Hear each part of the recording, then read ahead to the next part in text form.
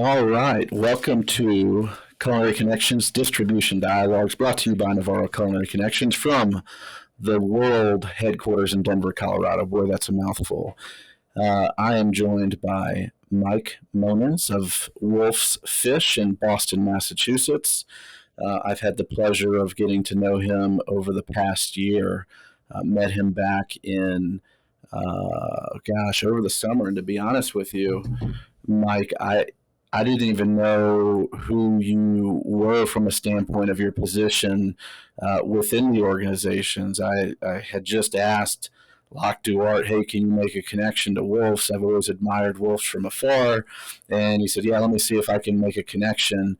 And then we had connected and we had coffee and had a great conversation. We're like, oh, yeah, I'm one of the owners of Wolves. I was like, oh, shit. Like, had no idea. So, and I don't know if you ever knew that or not. No, I remember that day pretty fondly.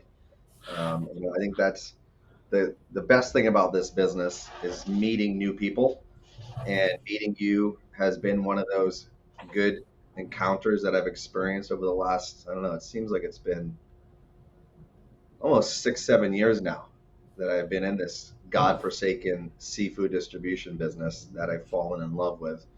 But no, I mean, my partners and I tend to operate on the periphery. At the end of the day, what drives these businesses is the people. So there's really no fucking reason to put my face front and center because we're nothing without the 50 plus employees that we have coming in here 7 days a week.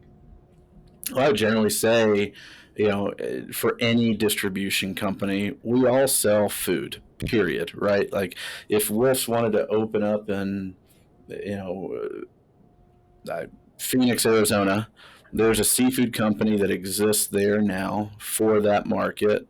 And so how do you differentiate? And that is, in my opinion, is your people and the quality of service that you can provide because, you can buy salmon currently in the seafood space. There's farmed species that are named, right? But at the end of the day, how much value is that to the end consumer? And um, that's going to vary for literally every customer that you ask. Like, I really don't care. I can just use, X product. But it really is the connection to the brand. How responsive are you?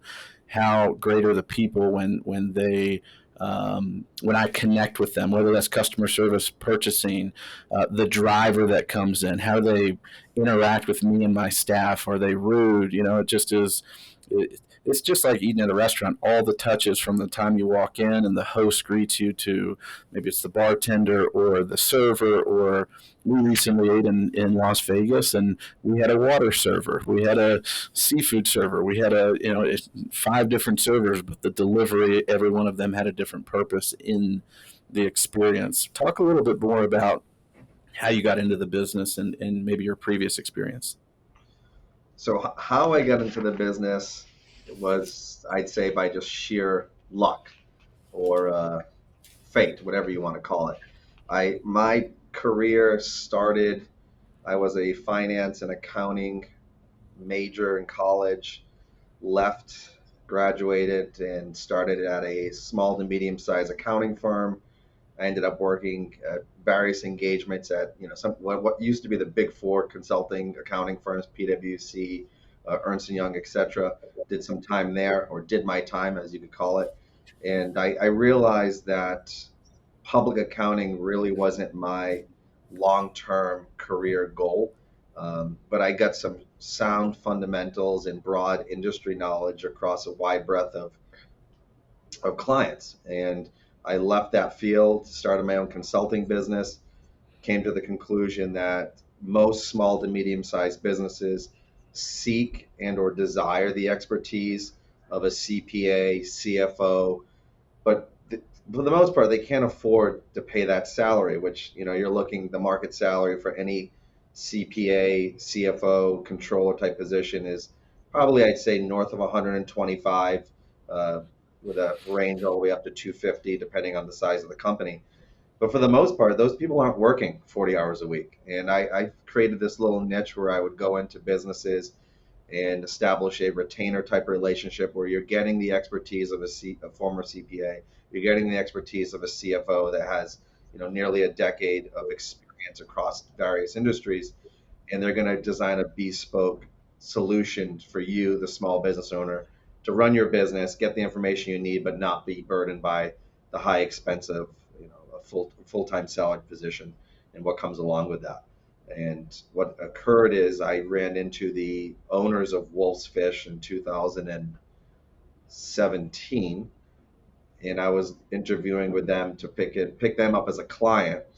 And slowly but surely, the level of work that was being asked increased, and my passion for the business increased, my passion for the people increased, and I started to divest from my other clients outside of Wolf's, and it evolved into a full-time position, which transitioned into equity piece, and now here I am today, the CEO of a thriving seafood company, and I'm a guy who, I just ate my first oyster less than 12 months ago. I'm a traditional meat and potatoes type guy, so it's been a wild ride, and I wouldn't trade it in for anything. It's not the most lucrative business to be in. If your goal is to make money, there are plenty of other businesses to do so. The opportunity cost here is quite high, but what I have here is the fulfillment of the people that I'm watching grow around me, and there's really nothing more fulfilling than that. Most wealthy people put their names on libraries and museums. I'm not looking to do that. Instead, I think we're creating a legacy. The ownership group, myself, my partners, the brand Wolves. This is something that's going to transcend for the next 100 years, hopefully. And people are going to talk about the original store, which started in 1926, and all the evolutions of the business and everyone that was a steward of the brand all throughout time. So So in 1926, like what was the evolution of Wolf's, like when you guys started to get into the business, and from then, from when history to when you got into it to where it is today?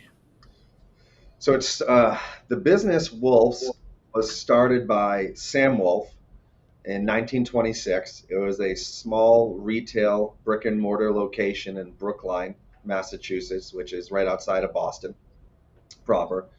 And it was started by Sam to be, it was really a boutique premium seafood storefront, catered heavily to the Jewish community. Sam Wolf was very passionate about providing the staples that were served during Passover, such as gefilte fish. Um, and that business passed down to Sam's son, Alan Wolf, who I had the pleasure of meeting. And in 2015, my partner, who was a big fan of Wolf's Retail, um, noticed that the business didn't have any other legacy children that were looking to succeed and take over the business, and he didn't want to see it die. So he purchased the business actually on a bar napkin deal, to my understanding, and it started as a hobby. And Mike, like myself, does not have a seafood background. His background is finance, real estate development, but he had a passion for this little storefront, and he didn't want to see it die. So he acquired it in 2015, plus or minus a year maybe. I could be incorrect. And ran it for about 6 months, came to the conclusion that this thing does not make money, and everyone's working so hard and passionate to put a great product out on this storefront. But at the end of the day, you need a certain amount of minimum foot traffic and throughput to justify retail. Retail is really valued at the amount of revenue per square foot, and the math wasn't there. But he realized there were some really passionate people there. One of which is one of my partners today, Richard Taylor, who is in his early 70s.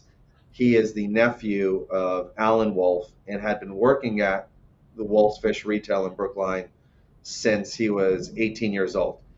He was in college at the University of Vermont, to my understanding, and he was commuting back and forth to work and pay his way through college, driving from Burlington, Vermont to Brookline at the wee hours of 2, 3, 4 in the morning. And Richard's responsibility was really, he was the one that was driving around in the truck, going down to the historic Boston Fish Pier where there's a ton of trade, picking up the highest quality products, bringing them back to the store every single day.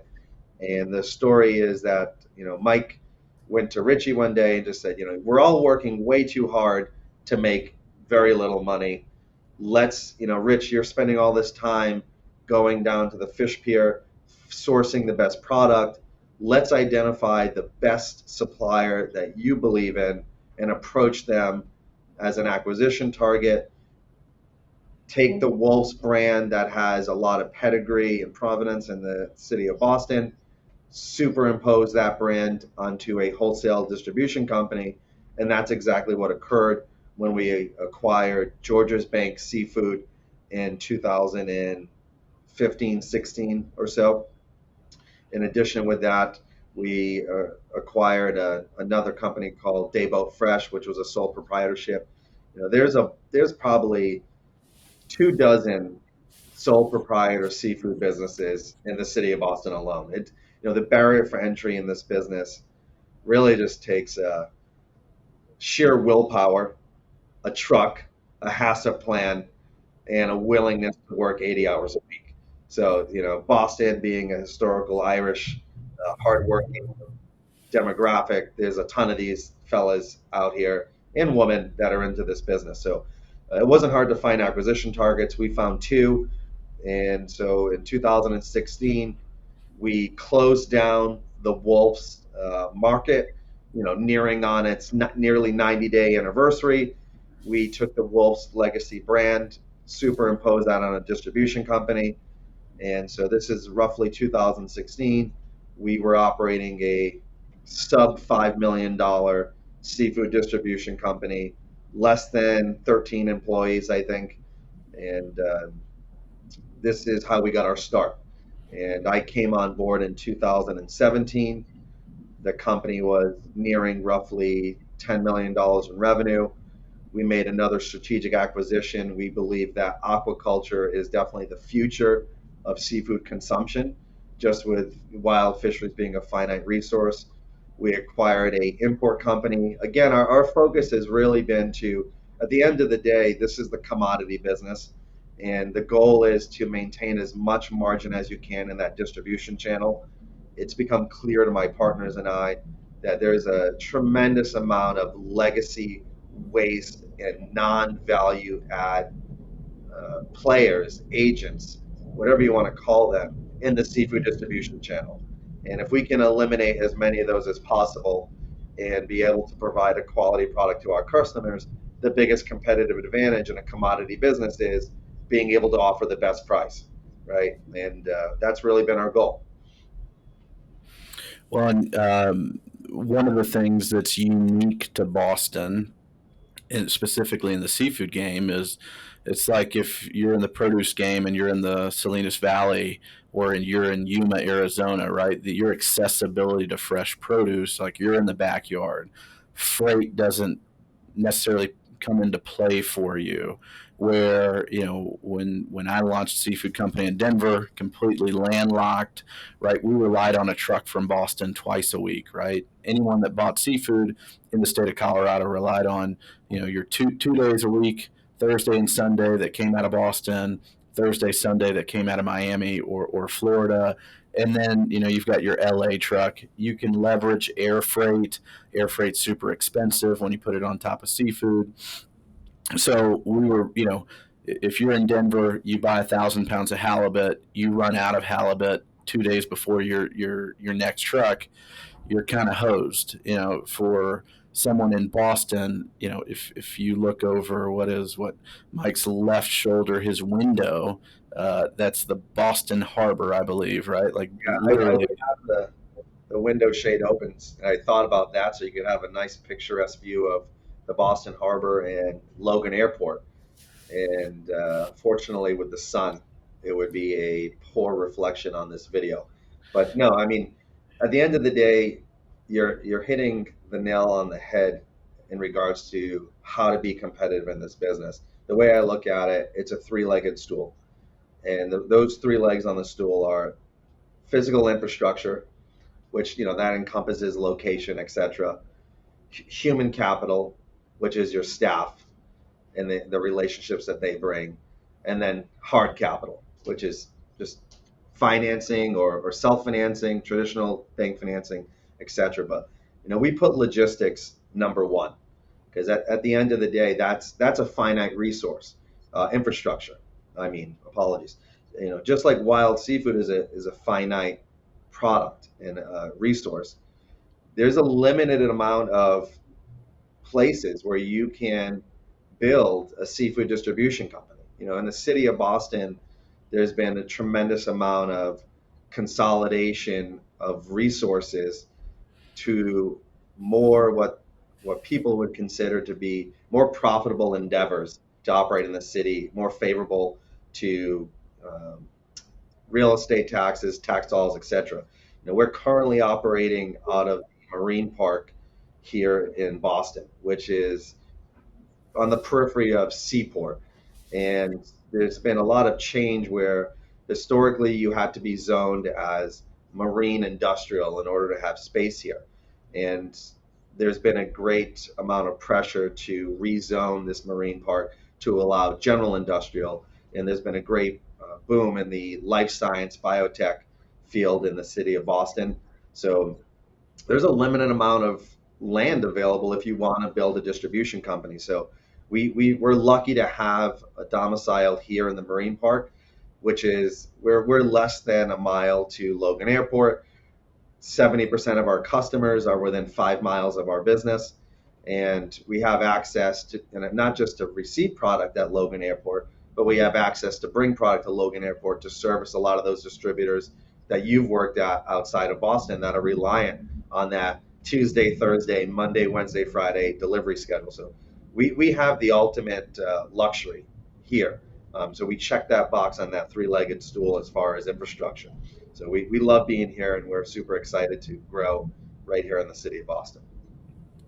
You've had an unconventional journey into distribution, and certainly in the seafood space, which, having seen seafood, meat, produce, gourmet, a bit of the broad line side of it, has historically been maybe the most resistant to change. It's an old school business. You got your old school contacts. It's just the way it's always been. You have a unique perspective from banking, finance, and just completely outside industry. How has that influenced and shaped the way that you run the business or your thought on the business and the way you challenge the team to think differently? I would say, that there's a lot to love about the traditions of the seafood business. But at the same time, it's those traditions that have kept it, for my opinion, for so many years. I'd say at least the last 50 years, from adapting as quickly to the needs of the changing market. Um, I try to look at this it's very black and white in my opinion. At the end of the day, I could compare us to a bank.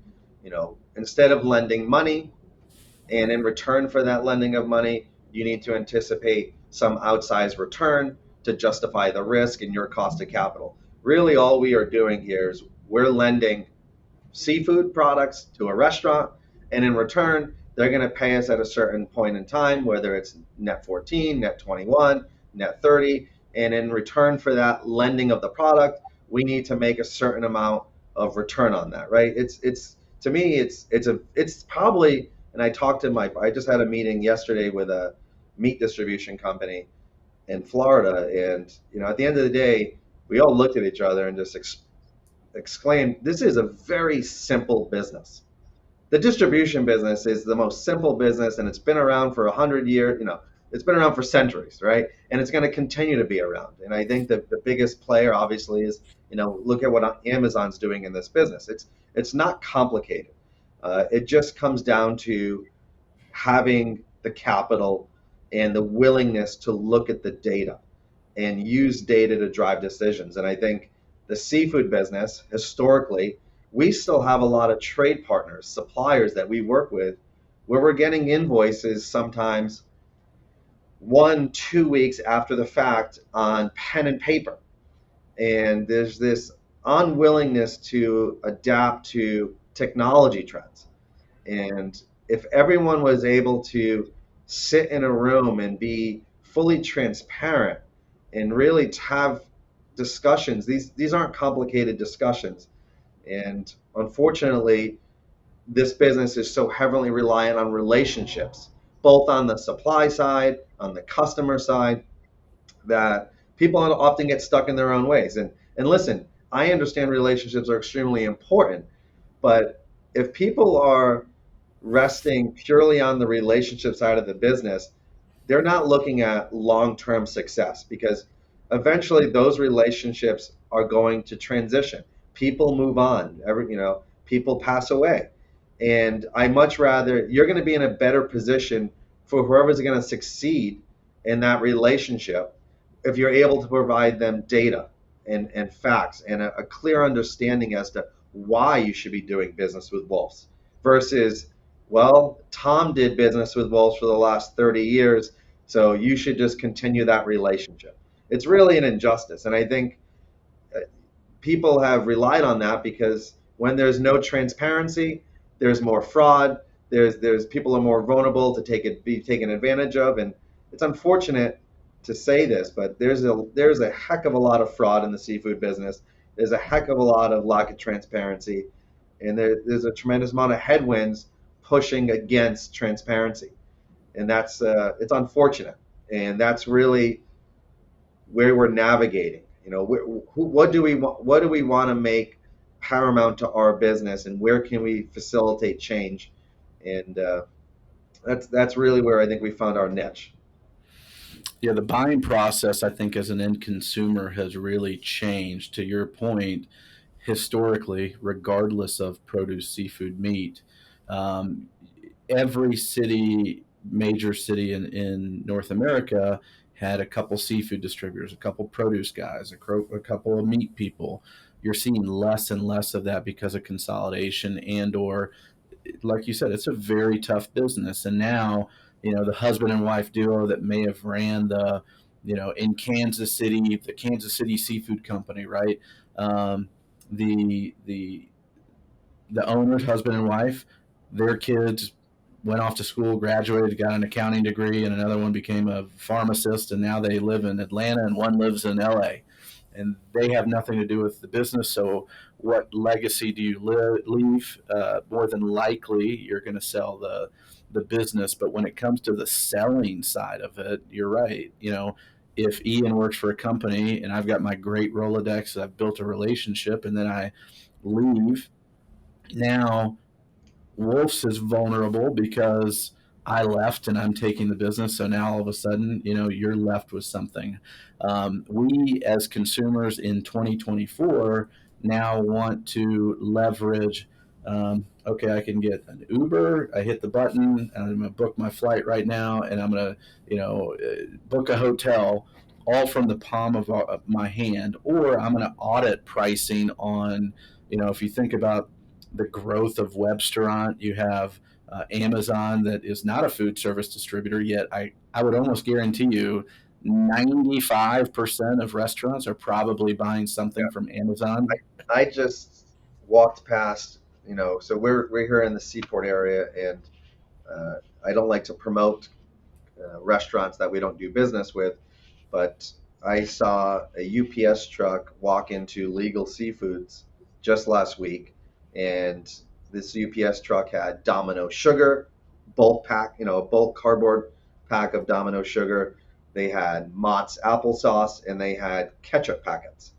And it's clear to me that that's obviously coming more likely than not through either Amazon or Webstaurant. So, there's definitely going to be a lot of disruption uh, in food distribution.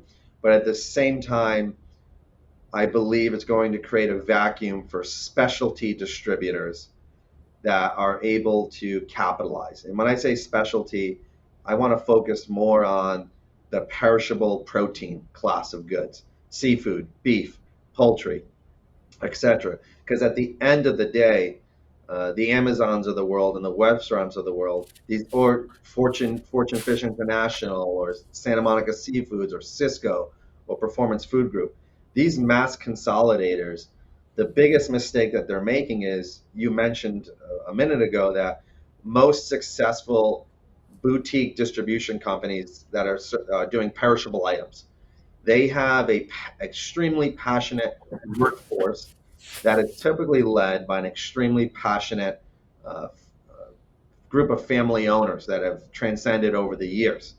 And when these consolidators come in, they often are buying these companies. There's some type of a contract that restricts the owner from, for getting all the cash from that sale over a 1, 2, 3 year period. And after that horizon, that owner operator no longer has any skin in the game. They don't have any equity. They basically take their money and run. And these are really the drivers of that brand. And these consolidators, in my opinion, they're doing it all wrong. And that's where we feel at Wolves, we can really look at the mistakes of all these mass consolidators, identify what they're doing wrong, and continue to grow our business through acquisitions. But in doing so, we want to make sure that the businesses we're acquiring, we want to maintain the legacy ownership from those acquisitions in a much more extended relationship beyond a 1 or 2 year earnout. But also, we want to make sure that we're identifying businesses that have built structure and continuity of operations in the absence of these business owners. I look at deals probably every other week. And just the other day, I looked at a seafood company. They're doing maybe $10 million in revenue. They're dropping a heck of amount of money to the bottom line, far greater than the industry average, which in my opinion is 3 to 7% NOI. These guys were operating north of 10%. But then when you get down into the narrative in the interview process with the owner, the owner is working 80 to 100 hours a week. And really, at that point, I'm not even buying a business. I'm buying this individual. And how do you underwrite an individual who is extremely tired, overworked, and he thinks his business is worth X based on the current net income or EBITDA, whatever you want to define, but those numbers are false. Really, they're not realistic because no business is valuable if you have a concentration risk in the operator. And if the operator is working 80 to 100 hours a week, that's not realistic. Really, you want to find these businesses which have developed structure. And just like you would any other business, you have multiple layers. You have your associates, you have your senior associates, you have your level of management, and there's hierarchy. But most of these small distribution companies are heavily reliant on 1 to 2 individuals. And we've taken the complete opposite approach with Wolves. And I think me being from a non-food service background, I looked at this just like any other business that I've consulted or worked at, where you have to have a management team, you have to have structure, you have to be able to ensure that your business can operate if 2, 3, 4 employees are out sick with COVID. And that's really what we look at when we're trying to identify acquisition targets is, can these businesses continue to operate in the absence of the founder, of the owner operator? Have they created a brand? Have they created a workforce which has bought in to this mission statement, you know? Now, having been a part of 20 plus acquisitions in food service, I definitely see that burnout phase and the value of the owner operator. And you can see the tiredness in their eyes and just like they're not used to, number one, when we acquire, having additional resources, right? Like, wait, what do you mean you have a transportation team? What do you mean you have a procurement team? What do you mean you have an IT team, right? It's been individually like, oh, I dabble in accounting, I dabble in marketing, I dabble in all the things, right? And scale, I think in any business, especially to get, um, people that want to work really hard and prevent burnout is, I think you can achieving success as an employer is, imagine if that individual didn't show up for 3 weeks, what would happen? Would the business crumble or would it continue, right? And for anyone, you're owed the opportunity to take a long weekend, to be able to go on a vacation, right? Like to go and to a piano recital and not have the world fall apart. Like it's really hard. And I think the industry in general has, it's been really difficult to find that balance of what that means as a salesperson, or you're the night manager, and everything is on your shoulders. And I think having that perspective is really good. When you see the industry, obviously we're at a crossroads, I think, in time where there's a lot of people approaching retirement and looking to sell their business.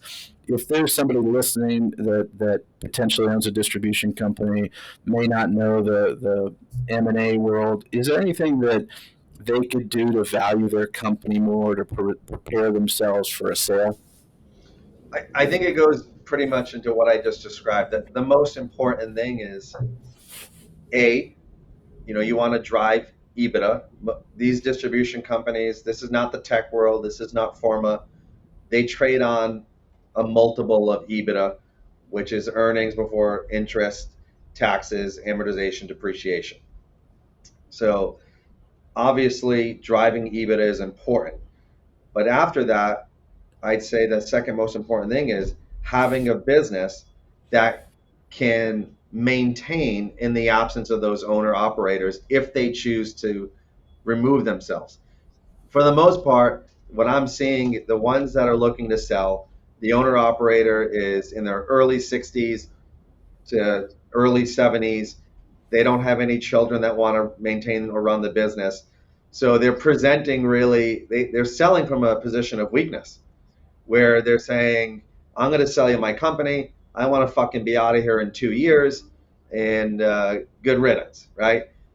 That works if you can project some level of confidence that I feel like there's a level of management below you, and then there's a layer of senior associates being groomed to that next level of management below them. And there needs to be a confidence that there's going to be a continuation of operations. The third biggest thing is ensure that there's a lack of concentration risk amongst your customer class. There's a lot of businesses that I underwrite where 80% of their revenue is restricted to less than 20 of their customers, right? That's not a good business, especially if those 20 customers aren't buying from ABC Meats. Instead, their relationship and their loyalty lies with Tom, the owner who's been running ABC Meats for the last 20, 30 years, and Tom has expressed a willingness to divest from the day-to-day business, And that's why I say this kind of goes into the trends of not just the seafood business, of most businesses where they're so heavily relationship based, which is great, right? We understand in the commodity world, we distinguish ourselves in the relationships we foster with our customers and with our suppliers.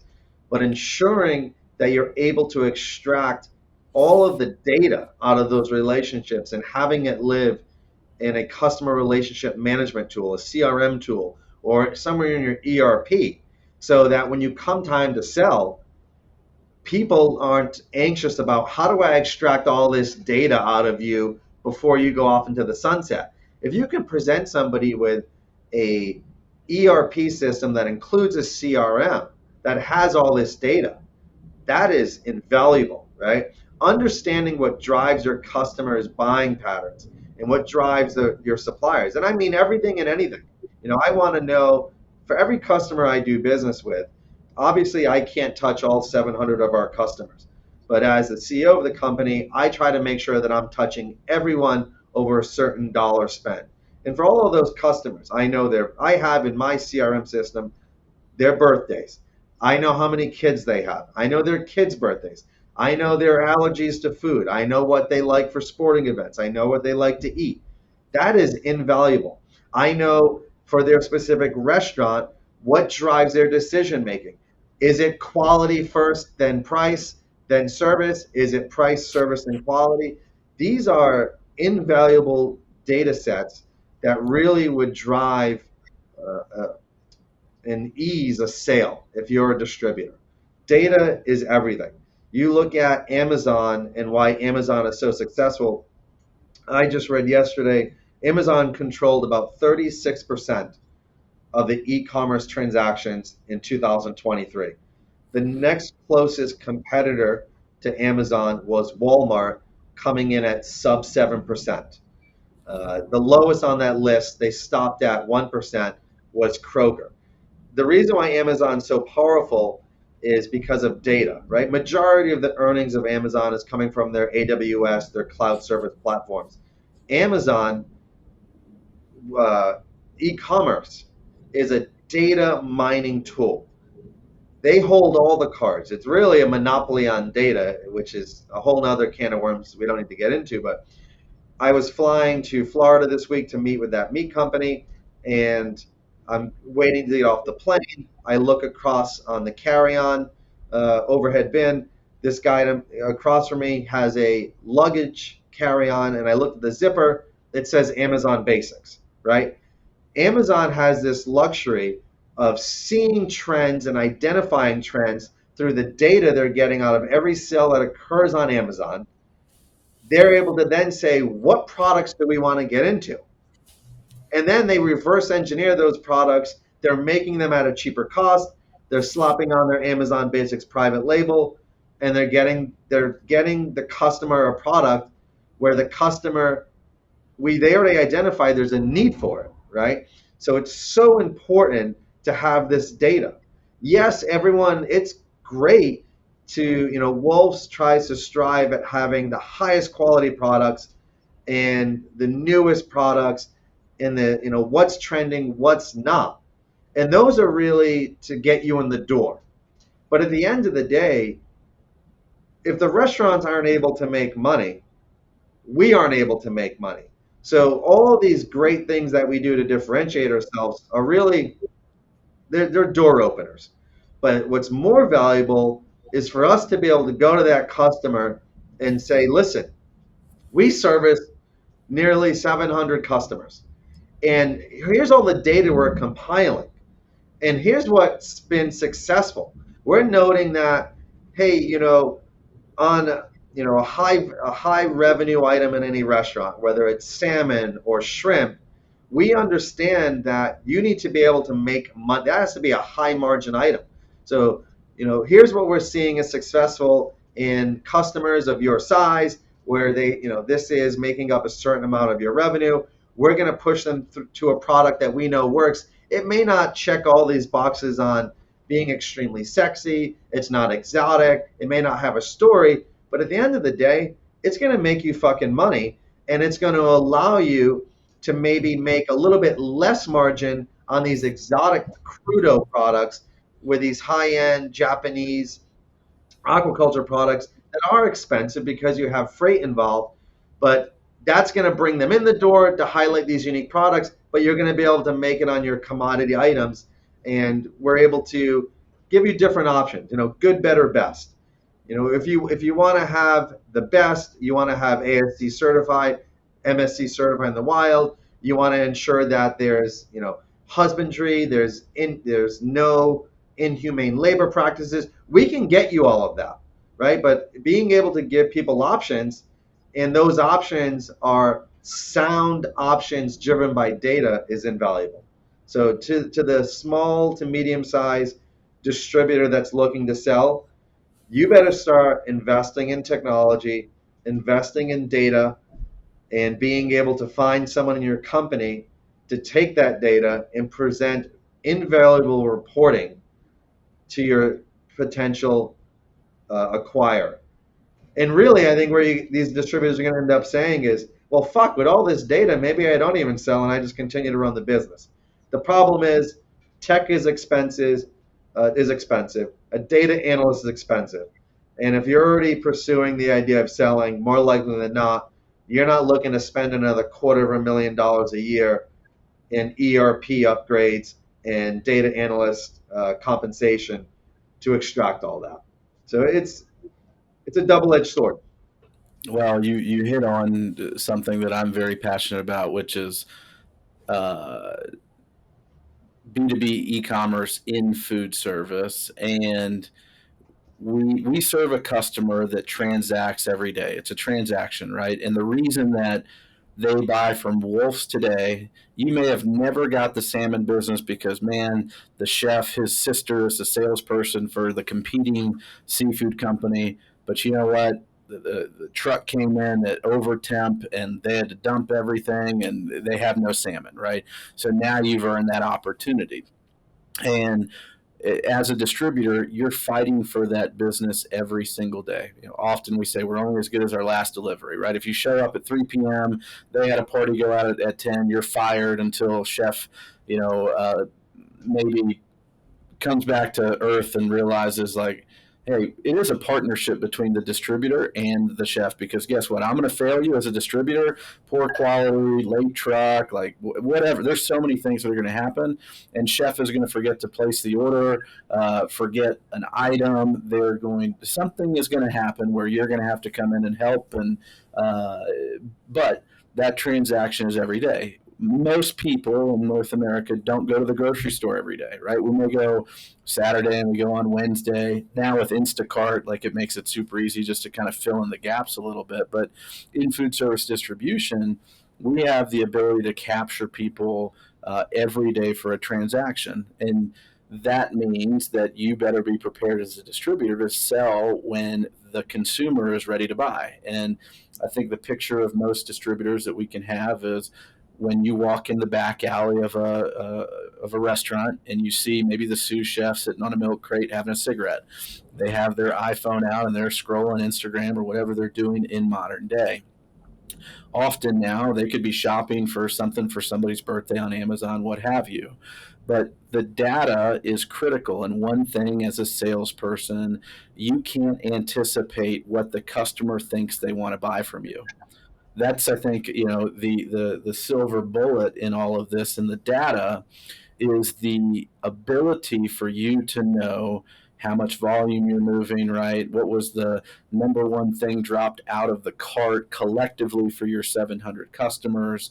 What's the number one thing searched for? I promise you, Amazon is looking at all their search queries, right? And if they don't carry it, they're going to bring it in based off of the amount of people searching for that product. Then you have well, you usually buy these razors and shaving cream. Do you want to add these to your order? We're going to start to see more and more of that. I think that's a scary thought for a lot of distributors because it has been a lot of hand selling. Here's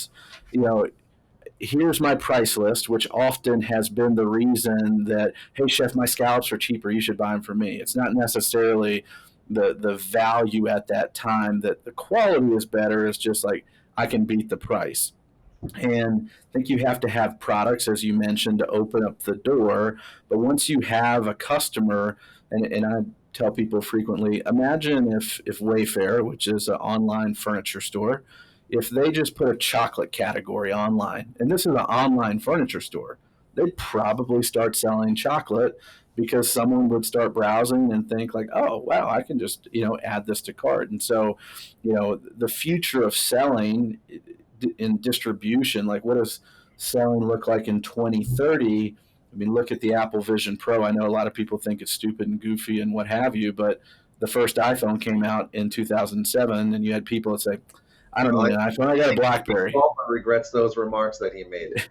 I've got a BlackBerry and I've got my iPod. And why would I have a camera? I've got my digital camera. Right now, we can't live without our iPhone. And so, while it's first gen, the body of what the Vision Pro kind of encompasses, I think, is something all of us in distribution should be thinking about. Like, how is the chef going to be using that? How is the operator? How can our brands be using that? Imagine if you put a Vision Pro or something like it, and you could do a farm visit to an aquaculture, and you could then see a recipe and then go to the Wolf's site and add something to the cart. So that investment in technology, or at least it's the curiosity. Be curious about what these tech tools are out there and how you can leverage data to help you make better decisions in acquisition. just like you said, you've seen stuff written on paper, and I've seen stuff written on a whiteboard. It's like, well, how do you keep track of anything, right? Oh, well, it lives in the owner's two heads, right? Like, or in his between two ears. And for you as someone that's looking to acquire, that's a liability almost, right? Like if he gets hit by a car tomorrow and everything lives between the ears, like, oh, we have no paper trail of knowing where things are. So it's that evolution of selling, I think, is going to continue to be defined, but it's also going to be defined On that note, individually. sorry to interrupt, but it kind of made me think of something funny, but actually realistic. Anyone listening to this right now who is a owner operator that falls into that category that we described as an extremely passionate, hardworking owner operator where the business is heavily reliant on them, go out there right now while you're hopefully still somewhat young. More likely you're not, and it's going to be expensive. But you need to go out there and acquire a 5 to 10 year Keyman life insurance policy on you. Keyman life insurance, just like life insurance that you Ian or I would get once we have kids or a family or a wife, whatever it may be, is a tool to protect those people, right? Keyman life insurance in any business, when you have certain stakeholders or employees who are key to the business, you get an insurance policy on those, and the payout should be somewhat correlated to what is the potential economic impact if we lost this person, right? So that's another tool, because the Keyman policy is an asset to the business. So this is something that would absolutely provide value to your business as you look down the road to selling it. And we've done that here at Wulf's. Someone like myself, being in my 30s, extremely inexpensive to acquire Keyman Life. For every $1 million, it's probably, I think my policy is less than $3,000 a year.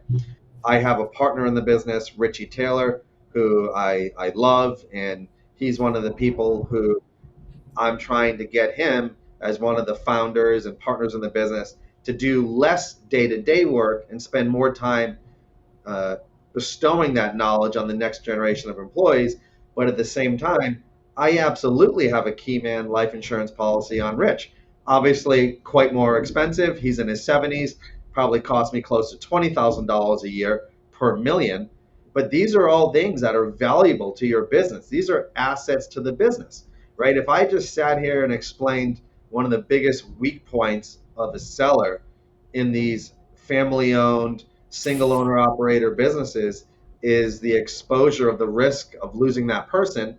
If you're able to present to your potential acquire this key man or key woman policy, that reduces some of that risk, right? It all goes into the underwriting process. So it made me think about it as you were saying what you were just saying.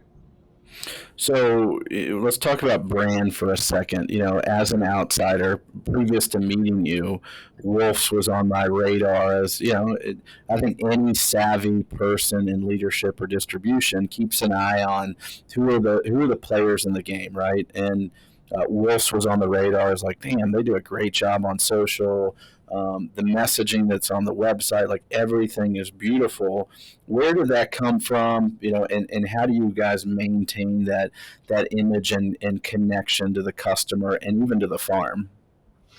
Well, I'd say since the inception of Wolves, I think the big driver of our focus on brand development and marketing started with the fact that for the most part we were a bunch of outsiders. And being outsiders, in order to make your name in this industry, you have to be disruptive. How do you be disruptive? That typically involves going against what everyone else is doing. And the one thing that was very clear to us in the seafood distribution business, specifically in Greater Boston, no one was investing in marketing. No one was investing in brands. And for the longest time, we were having the conversation really up until the last 2 years or so, where every single year we're looking at the bottom line, and my partners and I would be like, fuck, how sweet would it be to have not spent that 300 to a $500,000 on marketing? Every year we were having this conversation. But at the same time, we talk about the bad, but we talk about the good. The good is, fuck, it sure is cool to be traveling the country and hearing random people see you with your Wolf's Fish hat on or your Wolf's Fish shirt and talk about how great they think your company is.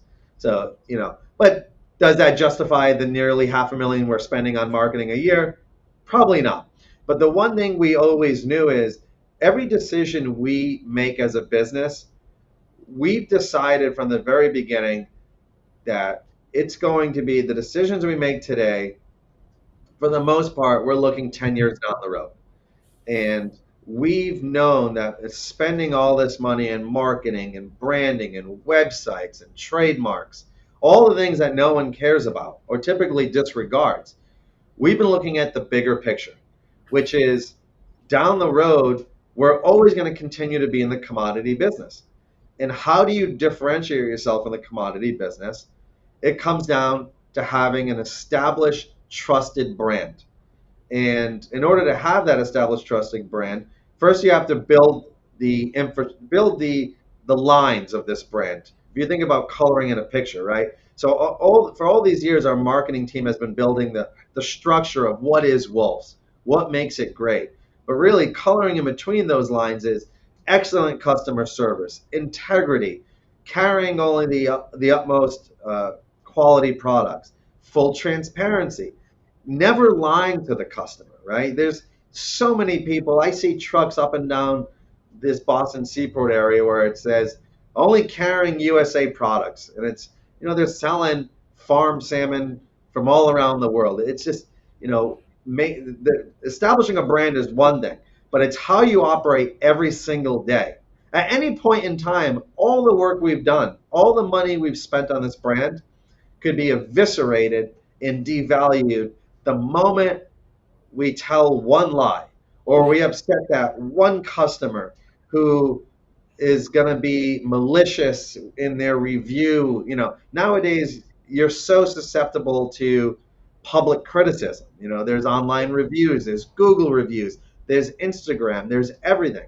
So, like you said, you're only as good as your last order, and your brand is only as good as your last order.